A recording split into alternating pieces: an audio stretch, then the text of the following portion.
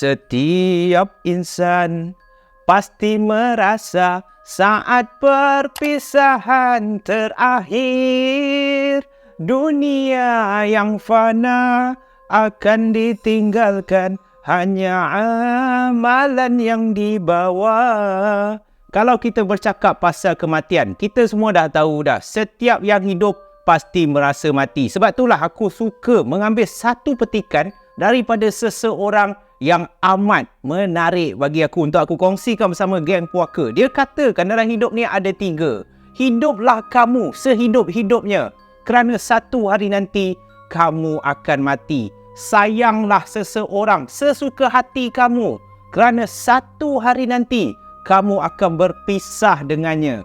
Dan lakukanlah apa-apa perkara yang kamu mahukan, kerana setiap kebaikan dan keburukan pasti akan mendapat balasan satu hari nanti. Jadi kita yang hidup ni ambillah segala pengajaran dan juga iktibar, sebab kehidupan kita setiap masa, setiap hari, setiap saat, setiap detik adalah hampir ke arah kematian. Jadi berkait rapat dengan kematian, aku ingin berkongsi dengan korang 2 kisah seram yang dialami semasa pengurusan jenazah. Jadi tak nak lengah masa, kita nak teruskan kisah yang pertama yang dialami oleh Pak Cik Aziz. Pak Cik Aziz ni bekerja sebagai pengurus jenazah dan Pak Cik Aziz telah terlibat dalam pengurusan jenazah hampir 10 tahun. So tak salah lah kalau aku katakan Pak Cik Aziz ni orang yang berpengalaman. Tetapi dalam banyak-banyak pengalaman yang agak menyeramkan, ada satu kejadian yang Pak Cik Aziz tak dapat lupakan. Apa sebenarnya yang berlaku pada Pak Cik Aziz?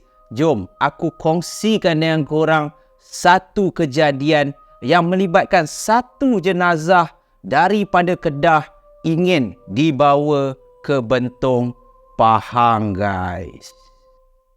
Perwatakan Pak Aziz sepanjang dia bekerja sebagai pengurus jenazah amat disenangi oleh penduduk-penduduk kampung dan juga orang karya masjid. Pak Aziz yang merupakan seorang pakcik yang sungguh peramah, yang sungguh penyayang dan juga ringan tulang. Sepanjang pekerjaan, Pak Aziz tidak pernah merungut sama sekali. Setiap janji harus ditepati, bukan dicapati. Dan kenapa penduduk kampung terlalu hormat kepada Pak Aziz? Kerana Pak Aziz telah membesarkan, menjaga bagai menatang minyak yang penuh anak saudara dia. Dia dah anggap Budin ni seperti anak dia sendiri. Tetapi kenapa Budin dijaga oleh Pak Aziz? Kemanakah kedua ibu bapa dia? Adakah mereka mengabaikan tanggungjawab? Bukan, guys. Kerana keluarga Budin ni merupakan orang susah, kedua ibu bapa dia terpaksa bekerja dan berpindah menetap terus di area Selangor, manakala Budin dijaga oleh Pak Aziz menetap di Pekan Kedah. Jadi apabila dah macam tu, dikatakan adalah satu hari seperti biasa, sewaktu Pak Aziz ni bekerja sebagai pengurus jenazah, sebaik saja selepas waktu asar,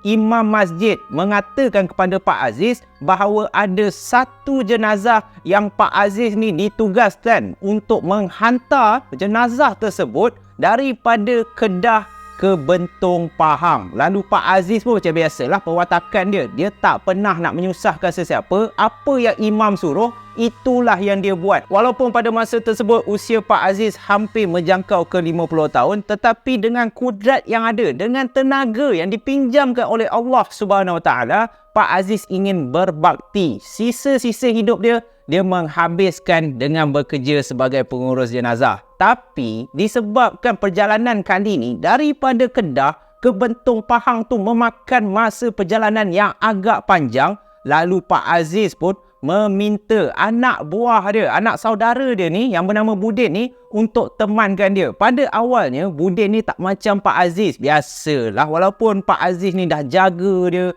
dah kasih dia segala apa yang Budin ni nak, tetapi sebagai seorang anak muda, Budin ni cerewet sikit. Dia cakaplah dekat Pak Aziz, "Alah, ayah." Dia dah panggil Pak Aziz ni ayah lah. "Ayah, kenapa pula Budin nak kena ikut? Tak boleh ke ayah pergi seorang? Selalunya kan ada je asisten ayah." Tetapi Pak Aziz katakan, Abang Man kau tu, dia ada jenazah lain yang dia nak kena urus. Kalau Abang Man ikut ayah, dah siapalah yang nak uruskan orang-orang lain? tolonglah Budin, teman je, kau duduk sebelah je. Lalu Budin pun disebabkan dia mengenangkan jasa Pak Aziz ni, Budin tak membantah. Budin relakan je. Okey lah, boleh lah. Lagipun Budin dah lama dah tak jalan-jalan. Lalu apabila Budin dah bersetuju, Pak Aziz bersama Budin pun menaiki van jenazah, pergilah mengambil jenazah di kawasan masjid. Dan apabila diorang dah masukkan jenazah dekat belakang van tu, Pak Aziz pun memulakan perjalanan. Daripada Kedah, jam telah menunjukkan pukul 6 petang. Dan dalam perjalanan tu, telah memakan masa hampir 2 jam. Tiba-tiba Budin yang duduk di sebelah Pak Aziz mengatakan yang dia lapar. Daripada pagi dia tak makan. Pak Aziz ni dah terlupa dah nak tapaukan makanan. Kebiasaannya apabila Pak Aziz dah settle menguruskan jenazah kat masjid, sebelum dia pulang ke rumah, dia akan bungkuskan makanan untuk Budin ni. Tapi tiba-tiba pula last minute imam cakap dia nak kena hantar jenazah tu pergi ke Bentong Pahang. Sebab itulah Budin kelaparan. So Pak Aziz pun memberhentikan, dia singgah dekat satu R&R dan dia mengarahkan Budin untuk tapau, untuk bungkuskan dia satu kopi panas. Sebab mata Pak Aziz pun dah agak berat dah waktu tu. So lepas Budin ni dah beli nasi lemak 2 bungkus dengan air kopi yang dipesan oleh Pak Aziz, tiba-tiba apabila Budin ni masuk ke dalam van tu, Budin ni bagi tahu Pak Aziz, Ayah, kenapa pintu belakang terbuka? Waktu Budin bagi tahu macam tu, Pak Aziz ni terkejut. Dia terus memandang ke belakang dan memang betul, belakang van jenazah tu, boot dia dah terbuka dengan luas. Jadi Pak Aziz pun turun daripada van dia, dia nak tengok lah. Ya Allah, jangan cakap daripada tadi sepanjang perjalanan pintu belakang tu terbuka. Pak Aziz tak perasan pun. Tetapi Alhamdulillah, nasib baiklah jenazah keadaan keranda berada dalam keadaan yang baik. Lalu Pak Aziz pun tutup balik boot belakang tu dan mereka pun meneruskan perjalanan. Dan sepanjang perjalanan tu, Budin ni sempatlah lelapkan mata manakala Pak Aziz pula memasangkan CD bacaan-bacaan ayat Al-Quran. Dan Pak Aziz pun berbekalkan kopi yang Budin bungkus tadi, dia pun teruslah memandu meredah kegelapan malam. Dan sebaik saja dia dah sampai dekat kawasan Bentong Pahang untuk pergi ke rumah waris ni, sebab waris dia nak ke bumi esok pagi pukul 9.30. Waktu sampai kat Bentong Pahang tu, jam dah menunjukkan pukul 2.30 pagi. Dan waktu Pak Aziz ni memandu, Budin pun dah terjaga daripada tidur. Budin ni pun makanlah nasi lemak sebab dia bungkus 2 tadi. Dia dah offer dah Pak Aziz. Pak Aziz tak lapar. So ada lagi satu, dia pun makanlah. Tengah dia makan-makan, kebetulan hujan renyai pula. Ikut jalan kampung dekat Bentong tu, hujan renyai-renyai. Budin ni tengah syok layan-layan makan tu. Tiba-tiba mereka berdua terdengar ada satu benda yang jatuh dekat dalam van tu di area belakang. Bila Budin dan Pak Aziz terdengar bunyi hentakan yang teramat kuat daripada dalam van tu, Budin pun memandang ke arah Pak Aziz. Ayah, bunyi apa tu ayah? Ayah, macam mana pula boleh ada benda jatuh? Jenazah jatuh ke? Dan Pak Aziz yang tengah memandang ke depan, fokus dalam pemanduan, dia mengarahkan Budin untuk senyap sahaja. Pak Aziz katakan kepada Budin, Budin, hang ni tak reti senyap ke? Kan ayah dah habak kat hang, senyap je. Yang hang nak tegur tu buat apa lah? Ayah kalut sangat. Hang makan je nasi lemak hang tu. So bila dah terdengar macam tu, Budin ni pun tak jadi nak makan nasi lemak. Dia tutup balik nasi lemak dia dan dia pun simpan dalam plastik. Lalu Budin pun dalam keadaan takut tu, dia duduk je, senyap je kat sebelah Pak Aziz. Dan tak sampai 5 minit, lagi sekali guys, mereka berdua terdengar seakan-akan ada benda jatuh dekat area belakang van. Bila kali kedua terdengar bunyi hentakan, benda jatuh, Budin ni terus memandang lagi sekali kepada Pak Aziz ni. Dan pada masa tu Pak Aziz pun dengan cepat dia memberhentikan van dia di tepi jalan. Dan disebabkan hujan renyai-renyai tu, Pak Aziz nak cuba cek lah, manalah tahu dia ada terlanggar lopak ke, terlanggar lubang ke. Kemungkinan penutup yang nak tutup jenazah tu dah beralih, dah terjatuh. So Pak Aziz pun mengatakan kepada anak buah dia ni untuk tunggu, duduk saja kat dalam van. Sementara Pak Aziz ni buka boot belakang untuk dia tengok keadaan jenazah. Dan waktu Pak Aziz pergi, Budin ni dalam ketakutan, dia duduk je tau. Dia dah menggigil dah, dia duduk senyap je. Dan dalam 2 minit, Pak Aziz pun pergi balik ke depan dan Pak Aziz senyap saja teruskan pemanduan dia. So Budin ni tanyalah Pak Aziz, "Ayah, kenapa ya? Apa yang jatuh ya?" Dan Pak Aziz mengarahkan, dia tunjuk dekat Budin, "Kau tak payah tegur. Kan ayah dah habak kat hang. Tak payah tegur. Hang ni apa hal? Kan nanti dia ikut kita. Oi, banana hang tahu tak? Hang duduk senyap je. Hang baca je apa yang hang tahu. Ni hang, CD Al-Quran ni. Hang ikut je lah apa ustaz ni baca. Aku nak pandu ni. Sekarang pun dah lewat dah ni. Aku cek tadi tak ada apa pun yang jatuh." Bila Pak Aziz cakap macam tu, Budin ni pun dia terkumat kamit lah mulut dia.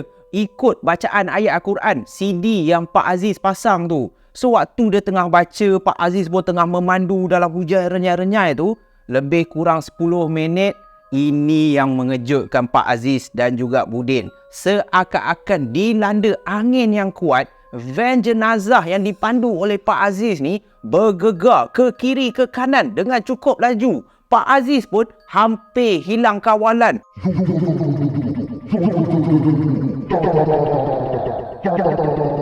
Jadi dalam keadaan yang genting, Budin terus menjerit kepada Pak Aziz. Ayah, ayah, kenapa van ni ya?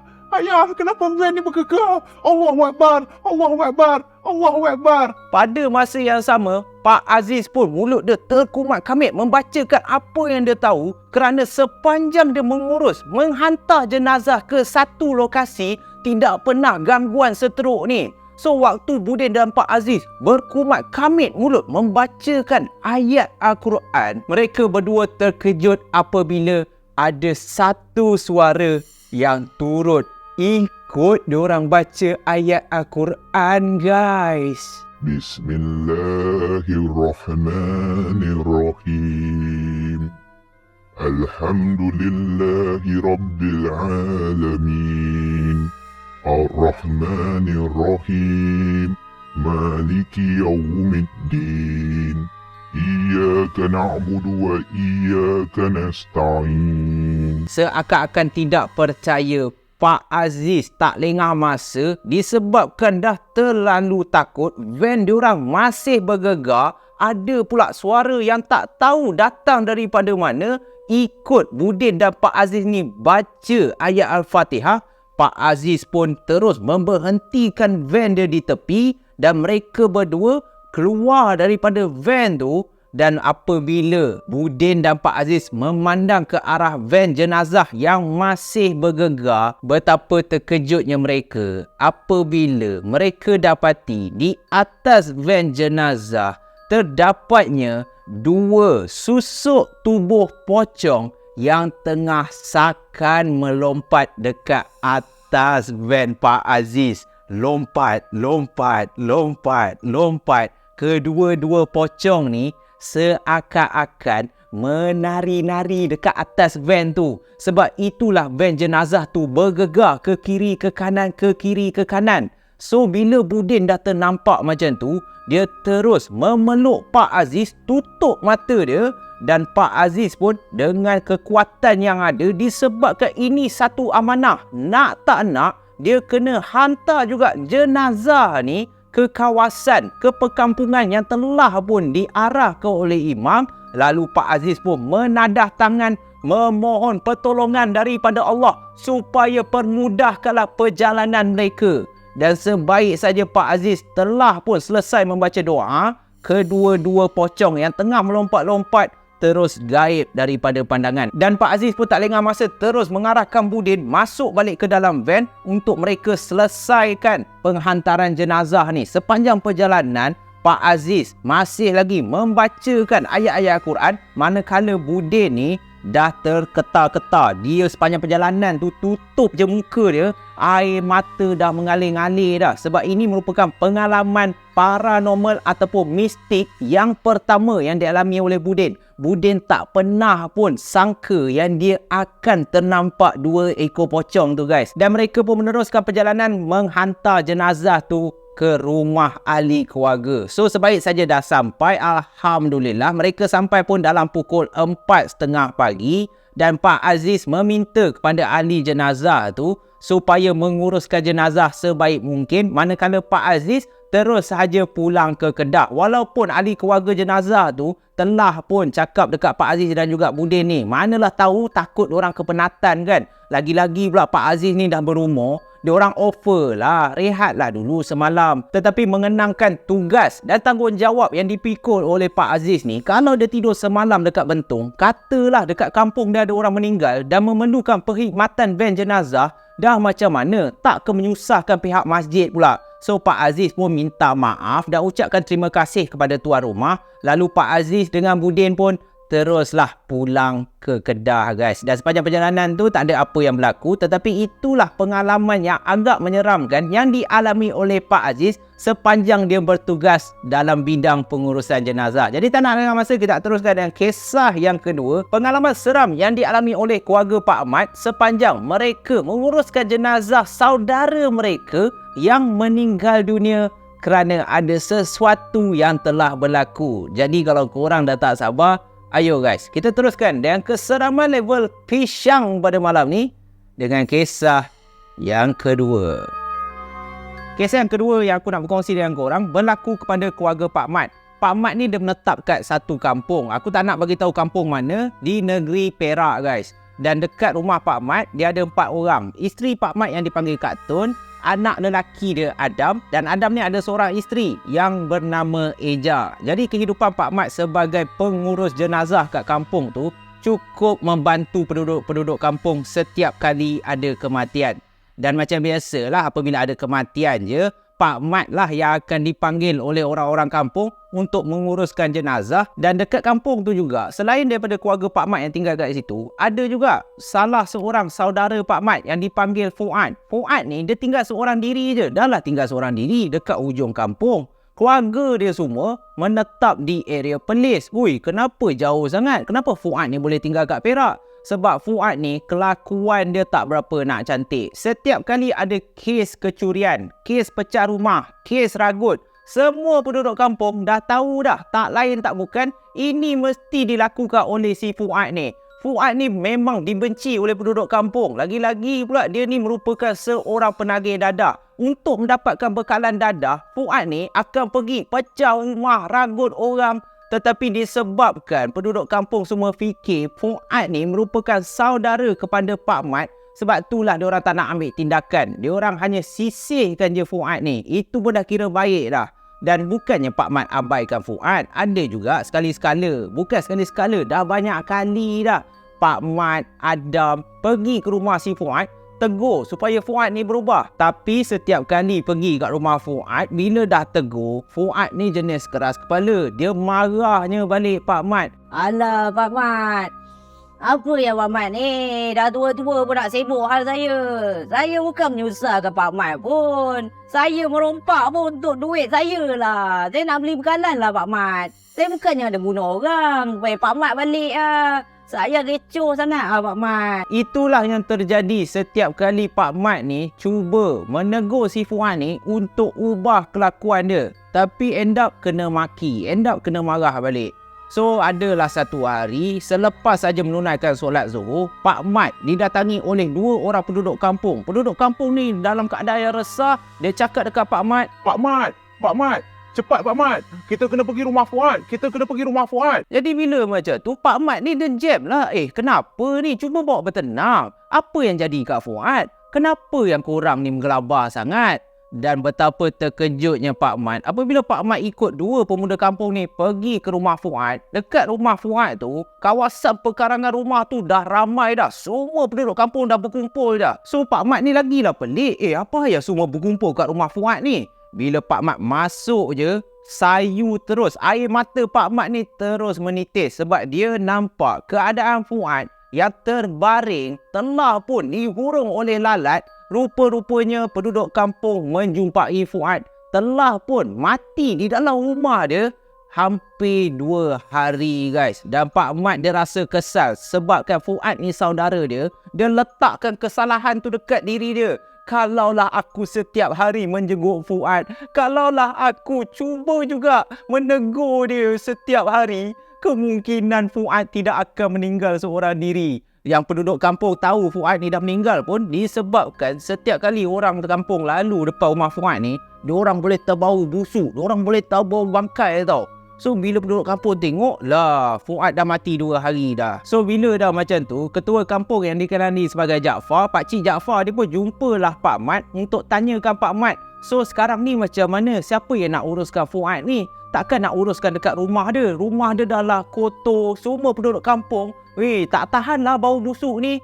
So Pak Mat pun katakan kepada Pakcik Jaafar macam ni lah, Pakcik Jaafar, saya nak minta tolong semua penduduk kampung yang ada kat sini, kita beramai-ramai alihkan jenazah si Fuad ni pergi ke rumah saya. Dekat rumah saya nanti senang sikit nak mandikan, nak kafankan, dan saya nak kena call ahli keluarga dia yang kat Perlis ni. Kalau ahli keluarga dia nak tuntut, kemungkinan malam ni letak je lah jenazah ni dekat rumah saya, tinggalkan je kat rumah saya. So Pakcik Jaafar dia pun bersetuju. Jadi ramai-ramai lah penduduk kampung ni dengan bau yang teramat busuk. Keadaan jenazah Fuad ni dah biru-biru, dah macam lebam-lebam dah, dengan mata terbuka sedikit, dengan lidah yang terjelir. Ada penduduk kampung yang takut tau. Engkau ni apa hal jatuh pula? Ayah. So dengan bantuan penduduk kampung, mereka beramai-ramai pun bawa jenazah Fuad ni pergi ke rumah Pak Mat.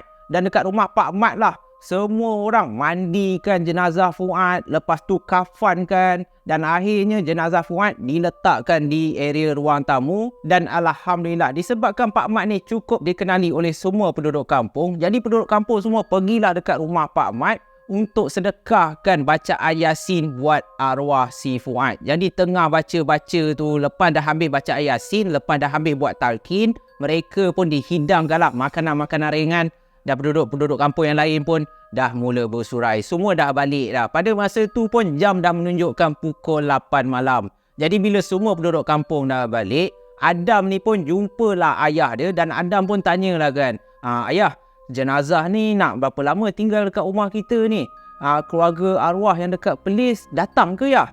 Dan Pak Mat pun katakan kepada Adam, ya, keluarga arwah nak tuntut balik. Mereka pun turut bersedih. Tak apalah, tanggungjawab kita fardu kifayah. Lagipun arwah ni saudara kita juga Adam. Macam ni lah, kita alihkan jenazah ni masuk ke bilik tetamu tu. Keluarga dia akan datang esok pagi. So malam ni kita letak je arwah ni dekat dalam bilik tetamu. Tak adalah mengganggu. Kesian pula ayah tengok isteri kau tu. Kan nanti dia takut pula bila nampak arwah ni kat ruang tamu. So bila dah macam tu, lepas je jenazah Fuad dah dibawa masuk ke bilik tetamu, Pakcik Mat pun teruslah, dia masih lagi membacakan surah Yasin berulang-ulang kali untuk disedekahkan kepada arwah Fuad. Jadi sedar tak sedar, jam pun dah menunjukkan pukul 11 malam. Isteri Pakcik Mat, Kak Tun ni pun dah masuk tidur. Eja pada masa ni berada di dapur. Dia nak buatkan kopi lah untuk bapak mertua dia ni. Sebab tengok Pak Mat ni muka dah penat daripada tadi tak ada kopi. Sedang Eja ni buat kopi, si Adam ni tengah mandi di dalam bilik dia. So dekat area dapur tu ada satu lagi bilik air tau. So waktu si Eja ni tengah buat air kopi, tiba-tiba Eja ni boleh terdengar ada satu suara lelaki yang datang daripada dalam bilik air dekat kawasan dapur tu.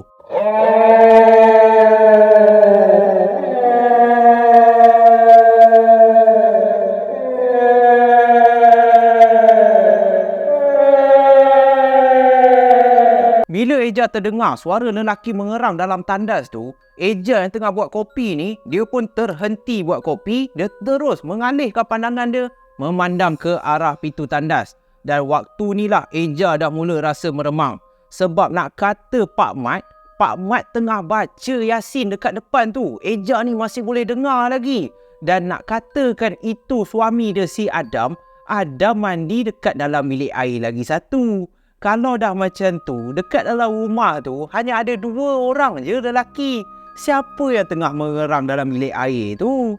So Eja memberanikan diri dia. Dia pun melangkah menghampiri pintu tandas tu. Dan bila Eja dah betul-betul berdiri di hadapan pintu tandas, Eja pun tercegat. Dia tak tahu apa nak buat. Dan secara tiba-tiba Eja ni terkejut sebab daripada arah belakang ada seseorang yang tepuk bahu dia. Sayang, awak buat apa ni? Kenapa ya awak berdiri pandang pintu tandas ni?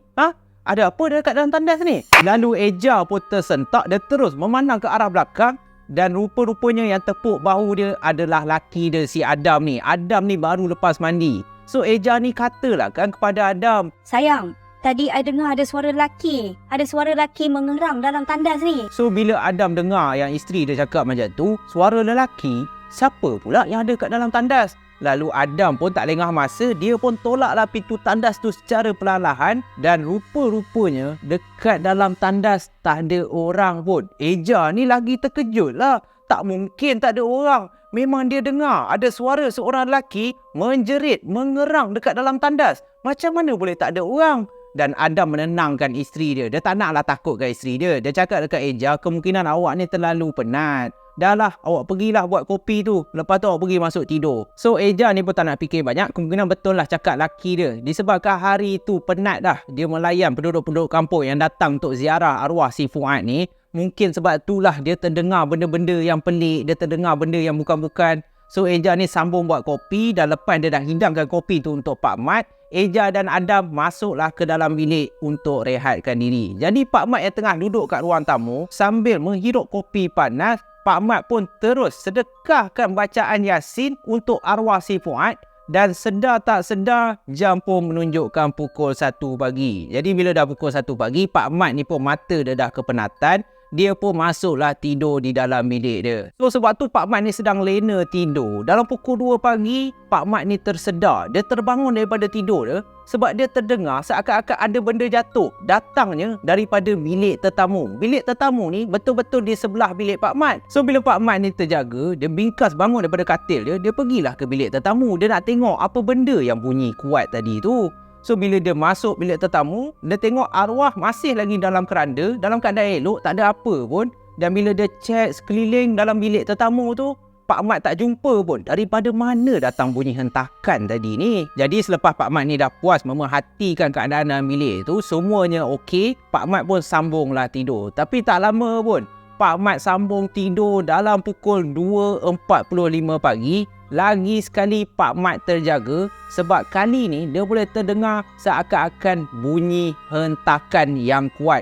Dan waktu ni lagi sekali Pak Mat pergi ke bilik tetamu di mana adanya jenazah Fuad. Dan betapa terkejutnya Pak Mat apabila dia tengok keadaan keranda yang menutup jenazah tu dah terbuka sedikit. Dia dah sengit sedikit tau. Dah mula menampakkan kepala arwah Fuad. So Pak Mat pada masa tu dia fikir, macam mana boleh terbuka pula pintu keranda ni? Tadi elok je. Kemungkinan angin kot. So Pak Mat pun pergilah di setiap tingkap kat bilik tu. Dia nak cek. Manalah tahu ada tingkap yang tak rapat. Malam tu pun angin kuat juga. Menandakan hari nak hujan. Sebab itulah kot pintu keranda tu terbuka, terangkat sikit. Tapi bila Pak Mat cek, setiap tingkap ketat je. Macam mana boleh beralih? Tapi Pak Mat ni tak adalah takut. Dia dah biasa kot menguruskan jenazah. Jadi Pak Mat ni dia betulkan balik penutup keranda tu. Dan dia letakkan kain hijau yang ada ayat Al-Quran tu. Dia letak, dia tutup elok-elok. Dan Pak Mat ni pun pergi masuk tidur. Dan waktu dia tidur-tidur, dalam pukul 3.30 pagi, Pak Mat terkejut. Dan kali ni bukan hanya Pak Mat je yang terbangun daripada tidur. Pak Mat, Kak Tun, Adam dan juga Eja, keempat-empat mereka semuanya terjaga sebab mereka boleh dengar bunyi hentakan, bunyi benda jatuh berulang-ulang kali datangnya daripada arah bilik tetamu.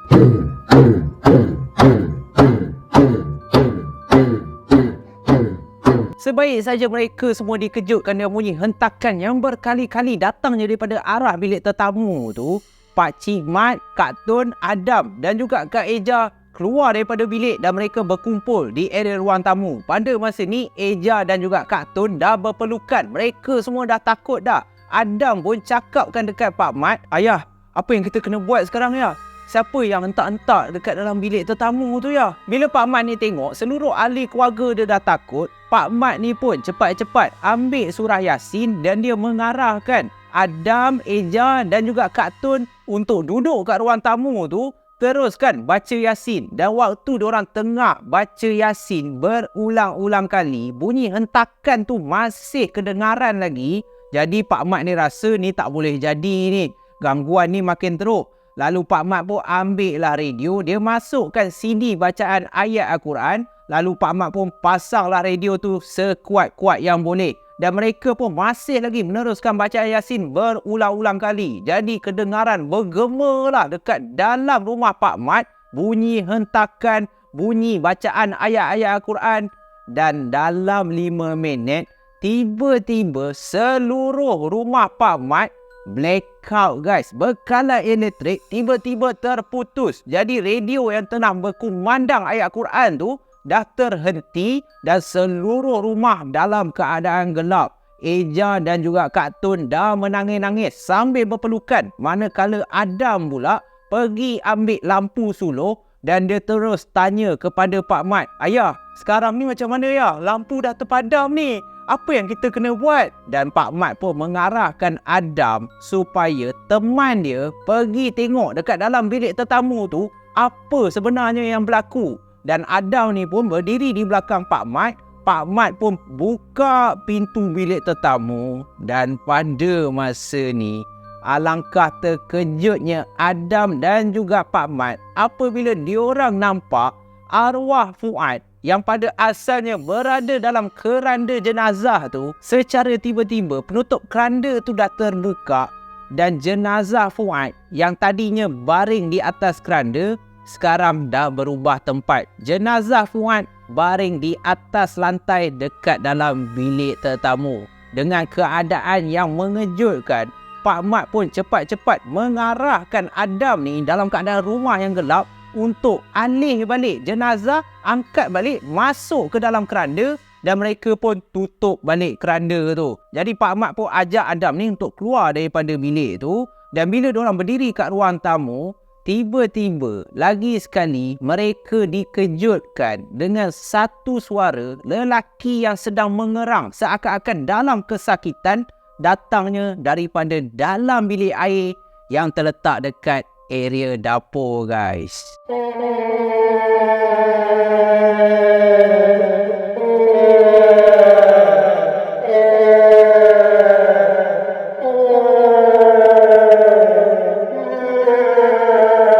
Terkejutlah mereka semua apabila terdengar suara seorang lelaki yang sedang menjerit di dalam bilik air tu.